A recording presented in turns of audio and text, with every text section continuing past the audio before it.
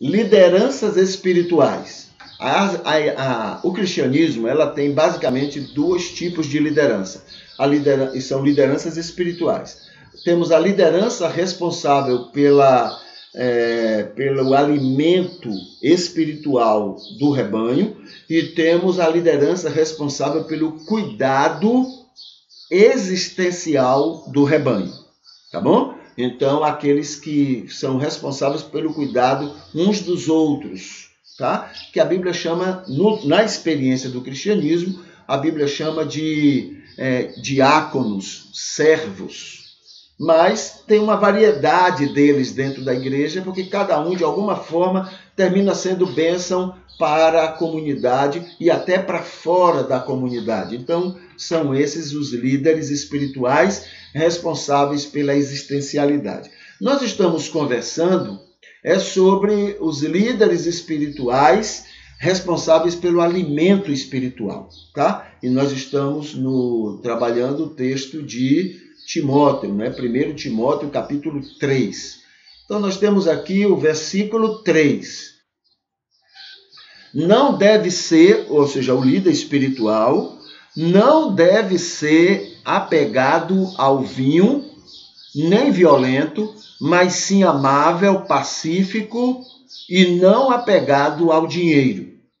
Tá? Então, essa é a orientação que Paulo dá, qualificando, não é, esses líderes espirituais. O líder espiritual, então, a gente destaca o seguinte: o líder espiritual, responsável pela espiritualidade do rebanho, não deve, aqui está, não apegado ao vinho, ou seja, não deve ser descontrolado, né? Pode até estar envolvido, pode até beber, pode até ter acesso ao vinho, à bebida fermentada, entendeu? Não há nada contra isso. O problema é a indisciplina, é você exagerar nessas coisas, tá bom?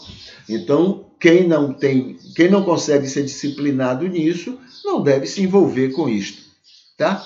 A outra é não deve ser apegado ao dinheiro, ou seja, o dinheiro não é o fim das coisas, o dinheiro é um meio para se conseguir as coisas, tá bom? Então, o líder espiritual tem que estar atento a isso, não é? O dinheiro em si não é o fim, ele é um meio para se chegar a algo que seja proveitoso para aquela comunidade. O outro é não violento, né? O líder espiritual ele pode até ter um temperamento violento. Até aí ele não tem muito controle.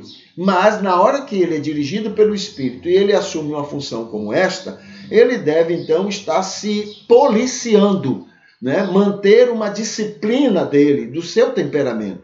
Porque não há espaço para o líder espiritual ser violento, né? Ser aquele que quer na força, na luta, conseguir alguma coisa.